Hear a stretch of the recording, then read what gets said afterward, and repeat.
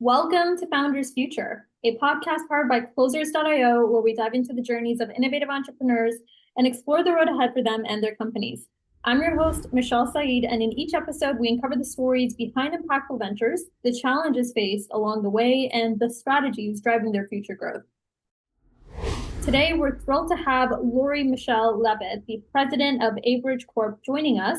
Lori is a leadership coach, change catalyst, and an author, bringing over 20 years of executive experience to empower organizations through the multiple ways that she's working through her aligned momentum system primarily. We'll explore her founding story, how Abridge Corp is transforming leadership and performance management, and what the vision looks like for scaling this impactful firm. So let's dive in. Lori, welcome to Founders Future. Yeah, good to be here. Awesome. Take us back to the beginning, down memory lane. What inspired you to start the Abridge Corp and really develop the aligned momentum system? A good question. It was a long time ago, and it was actually before many of us understood what entrepreneurship is, or what you mentioned before we talked, entrepreneurship was. And back then, I would say that based on your description, I was an intrapreneur, and it was not well accepted back then. I was the person who wanted to help move the company forward. So usually the CEO really was very interested in what I was doing, but peers and middle managers would become uncomfortable. It was just an uncomfortable place to be in corporate at that time. I started my business, a typical start with consulting, and immediately went into software. My background is mostly financial, but I did some business development in the financial role, and I turned my division from a cost center to a profit center during that time as well. Wow, that's incredible. I actually was just like having an aha moment when you were saying that. I was like, yes, not welcomed at all by peers and some of the people in organizations. And a lot of the times we put ourselves first, right, in those positions. I want to shift to the present day now with what you're doing as far as the core offer goes. So, what is the core offer? How do you structure it for your clients? And then who is your ideal client? It's a three-part question, but I'd love for you to paint that picture for us. Okay, I'm going to start with the last one, which is who my client is. I typically work with the business leaders because that's where that leadership ripple happens and where change starts. So if the leader isn't inspired, a leader can't be inspiring, and it's not a great place to work. So I help catalyze momentum. I have what I call aligned momentum. I talk about vibrant workplaces, which is an organization where you retain your highest value, stay competitive, relevant, and you're a great place to work. And having all three of those is not as easy as it sounds. So I help with that. I help many, you mentioned small and medium-sized businesses. So I work with businesses of all size.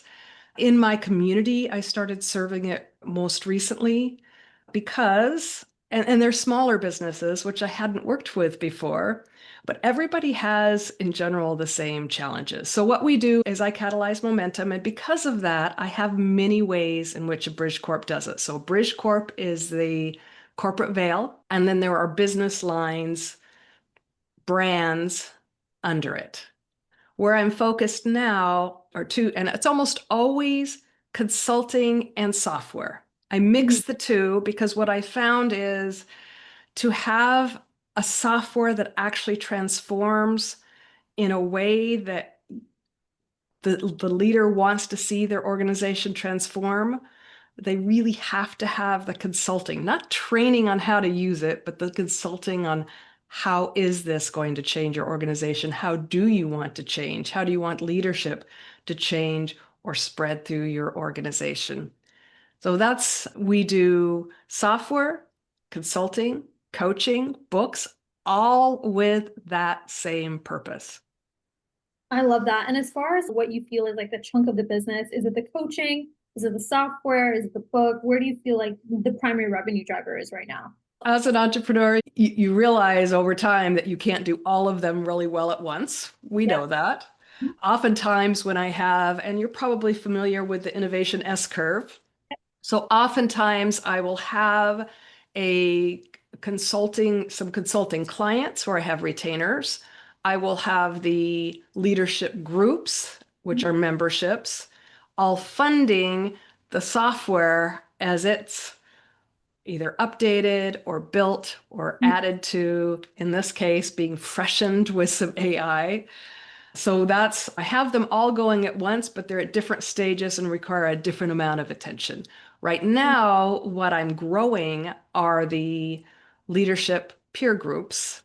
because I've just expanded globally so that we can fill peer groups with leaders from around the world. Of course, each group depends on time zone of who can be in it.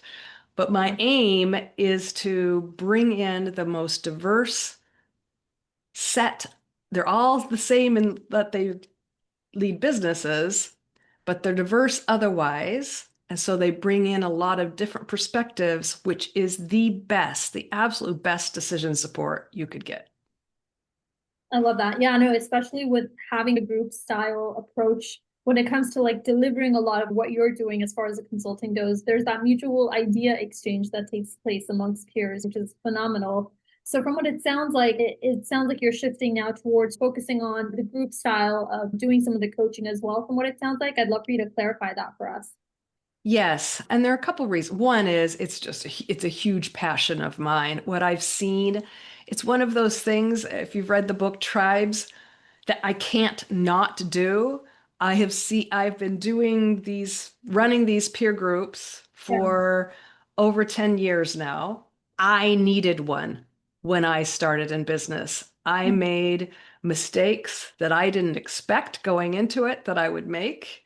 Mm. And you need a safe place to be able to think out loud, like to not know, Mm.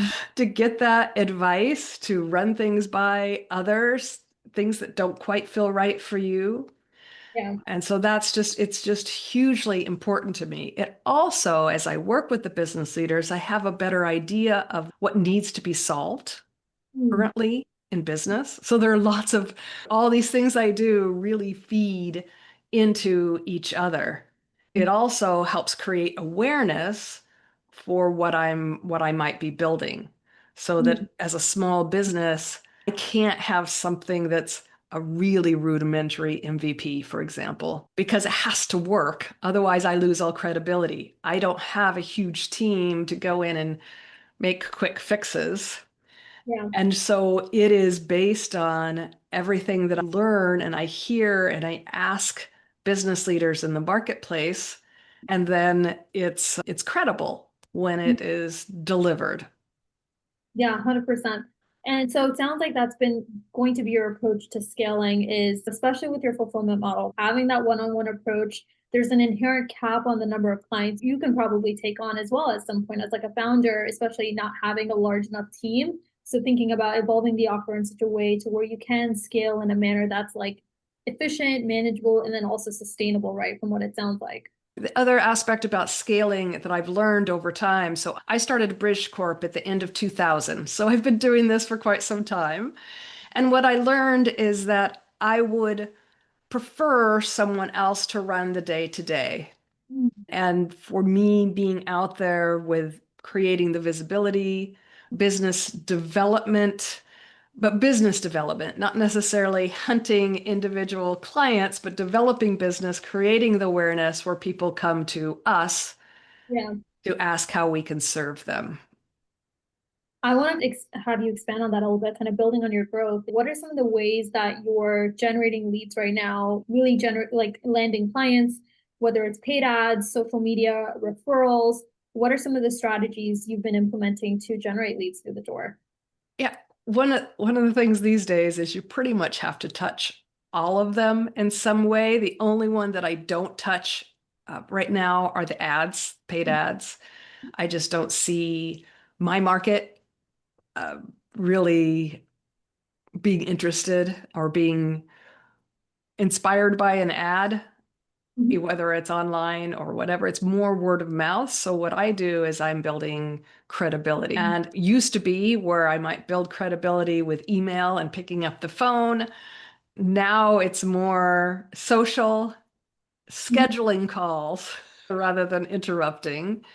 It just continues to change. And so on my team, I always have someone who has a more keeps track of marketing. I always have someone on the development team, people that can do things much better than Hmm. I can, so that I can continue to say what is going to serve most.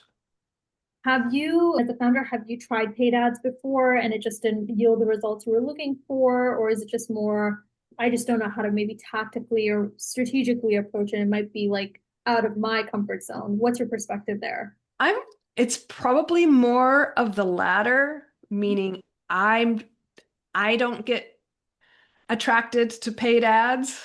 And so I'm not sure my market does, and I know who I talk with. For example, social is even a little bit difficult for me because other business leaders, when they're going to social, it's usually the 10-minute relief time, not, oh, I'm going to go to social and learn more. And I tend to be someone who I'm transferring knowledge. That's not necessarily what they want on social, maybe on other locations, but Mm, not on LinkedIn. So I'm in that process of getting more comfortable. mm. And you always have to do this. When I'm known as the pivot catalyst, and this is part of pivoting. You have to pivot yourself, which involves unlearning and replacing that with something new. It's so interesting you mentioned that. And I always like to ask because it's one of those like hot topics, like paid ads. We actually had a leadership coach we've worked with, and she scaled her leadership coaching business just through paid advertising to seven figures, which is incredible. And her target market is C-suite CEOs. So I think it's super interesting that you mentioned that, right? It comes down to the messaging at the end of the day, right? Really figuring out who you're niching down to, who you're going after, right? Now, with word of mouth, right? Obviously, that's not the most predictable way to generate leads. They're high intent, you can close them easily, but not always reliable, especially if the pipeline does dry out. What are you exploring right now as a founder to build more predictability on the lead gen side of things so it is consistent? What does that next step look like for you as you're looking at growth and scale? Yeah. And as you say that, it sounds like I need to revisit paid ads. And I would suppose that not only did I think that others weren't interested, but Mm. as you mentioned, the wording of it. It's Yeah. like if I had any fear, and of course, fears are what hold us back the most, Mhm. it would be that something would go out that would lessen my credibility rather than increasing it. Right. And so, on that same vein, I have a marketing team. I've tried this before, and maybe something went out that just didn't feel right to me, and it caused me to pull back. And Yeah. now, recently, I've engaged another team and I'm trying it again. And so, it will help create consistency on platforms like LinkedIn.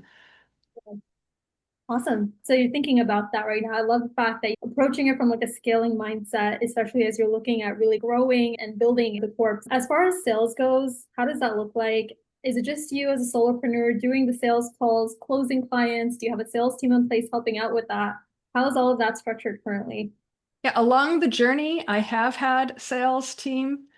I do, I want to say it's a combination of myself and my clients or my former clients that are really doing the marketing for me. Now, that will change when the software, so right now the software is available as part of a consulting engagement. That is how I launch. So it's Mm, first, it goes out with me. It's not just a standalone, buy it, start using it. When it's a standalone, buy it, start using it, it's going to need more than just me mm, to make it visible. So it's not really to sell it, but to mm, make it visible to those who need to see it. My plan for that is more of a distribution channel mm, than my own internal sales team. So alliances with coaches, perhaps other consultants, perhaps other software that don't have what I offer. Having that be a distribution channel is one of the ways that I fell down early on. Also, was I had a lot of interest. I could not fly around the country mm, so frequently compared to my huge competitors at the time. And that's what was required to close the deals with the boards. Mm, Luckily, we can do a lot more remotely now. mm, You have to be really careful with your cash, right? When you're an mm. entrepreneur. So it sounds like you're doing like a you're creating a product-led growth environment where the software is essentially going to be, I don't want to use your terminology, the catalyst for getting a lot of those clients then into the higher level consulting and using that as a way to create the buy-in, generate some of that awareness, and really essentially create more of that top of funnel from what it sounds like. Yeah, and both. So I have consulting and coaching clients whose companies need this software. So it goes both ways. Yeah. Yeah. So it's a win-win from either side, And essentially. it's all the same market. It's Mm, just it's at a different stage. They're going to need different things that I offer mm, depending on where their organization is at the time. Hopefully, there's a common thread where they stay in the group. So I have evergreen groups, and I also have a group I'm starting that is for those who are in succession or CEOs that might be founders, but that are on that threshold where they're not really prepared for the growth. mm, And the board is saying, not sure if you're the right person. Maybe they even have in their plans, ooh, they hit 10 million, they hit 30 million. They're out. We're going to replace them with someone else. mm. This group will be more temporary, like a 6 month. You have clear objectives that you have to meet, that you have to show progress toward. Let's have that happen. Yeah. But I'm going to put a group around you and we're going to make it really safe and we're going to go really deep. And Mm. that is how you're going to transform because you can't transform unless you're honest with yourself and honest with others. And it is really hard to do at work. Yeah, yeah, 100%. So really creating again that aspect of community, right? Where you're able to have other people be in that ecosystem and essentially create a lot of that change and a lot of that inner alignment on how do we implement this ourselves. What does your vision look like for the next 6 to 12 months as far as growth, revenue targets, performance milestones? What are you aiming for this year? The biggest thing would be the launch of the software with the consulting program. I'm having it modernized, which is an expensive effort. And it's always hard to make these decisions. You have to look at the market to say, does the market still need it? Is Right. this really something that we're doing that's important? So that's a huge thing this year. And at the same time, I'm launching the global group. So I have one global group, I have one local group, one global group that started, and there'll be probably by the end of this year, a couple more global groups launched. I love that. Because you said one thing about will the market need this when it comes to launching the software? What's been challenging for you as a founder with making that shift? So this isn't anything. It's you have to be, some software can sell with a fad, how popular AI became, Okay.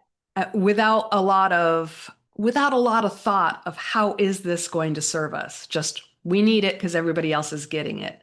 What I bring out to the world tends to be requires some awareness of how is it going to help you? What do you need to do? How involved do you have to be? The good news is this is transformational. What it does is it helps move leadership through the organization. It really takes a lot of the burden off of managers to just all of a sudden be good leaders. Now they have a system, a leadership operating system, in order to do the right things without having to spend all the extra hours. Yeah. And then, so I'm a bottom line person. You have to take that all that. So, what are you expecting to change in your organization because of this? Yeah. And many software don't need to prove that, but I do. I love that. And I'm manifesting that for you going into this year. It sounds incredible.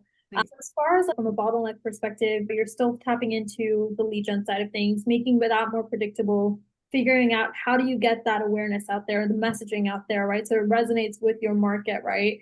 Are those the main ones from what it sounds like, or is there any? Yes, and with me. So I would say the main hurdle is how do I make sure it stays authentic to who I am the services I offer, the vision that I have. I don't want to, I just, it's not an option. It's Yeah. not an option to say, this is going to sell better. Just do it this way. Yeah. It doesn't resonate with me. It has to, it's not a perfectionism thing. It's more of a values thing. Yeah, 100%. It has to resonate. It has to be integral to who you are as a founder as well. What's like the best piece of advice you would give to some of the entrepreneurs and intrapreneurs more specific, especially out there that are looking to start their own thing, but they're scared to walk away from having the safety of working in another organization and then having to take on the risk of owning their own company? What would you say on one last note? So I hear a lot of advice that says, don't quit your job. Mm. And so I've never been able to do that. I am all in or I'm out. I can't bear the thought of being half there at your workplace. That's not right. Yeah. Certainly spend the time to have a vision that truly inspires you and create not the business plan per se, but an execution plan. Oh, is this even possible? Just like a business would do in strategic planning. Don't go straight to the execution plan. If you're not inspired, it's not going to be a fun journey because you're going to run into a lot of tough stuff. Mm. So my advice is to really, really take the time to search inside yourself to say, does this inspire? Does this inspire me? Again, because it won't inspire others. The other I would say is to have some vision of who you want to be working with. As if I Mm. had any stumbles along the way, it Mm. was that I ran into people who were not the best people to have in my circle. And I had to work really hard to change that after I'd already built it. That must be incredibly tough, especially when starting something new. You're probably relying on those key individuals to help support you and even be the catalyst for setting up the foundation for your first few clients or really growing, right? Yep. So again, inspiration. If they're not inspired, they might be inspired in doing business with you to get your money. They might inspired on doing business with you if you're a female to be with you. Yeah. Those aren't reasons Mm. to be doing business together. That's so powerful. And Lori, what's the best way for the listeners to get in touch and work with you? My main site is thepivotcatalyst.com. And from there, you can find the peer groups, you can find the books I write, and you can find the software. Incredible. On that note, Lori, thank you for joining us today and sharing your journey with us here on Founders Future. I'm so excited to see everything you take on this year, especially with launching the software, growing on a global scale. We're going to follow the journey along and we're wishing you all the best. All the good luck and manifestations are for you. So hopefully we can do a part 2 later this year and see where you end up. To our listeners, if you enjoyed today's episode, don't forget to, of course, subscribe to Founders Future wherever you listen to your favorite podcasts. Of course, Lori did mention the best platforms to get in touch, so we will link those in the summary below, of course. And then if you are looking for more help with scaling your business, don't forget to visit us over at closers.io, where we have trained appointment setters and world-class sales systems. So until then, everyone, keep climbing, and we'll see you all on the next one.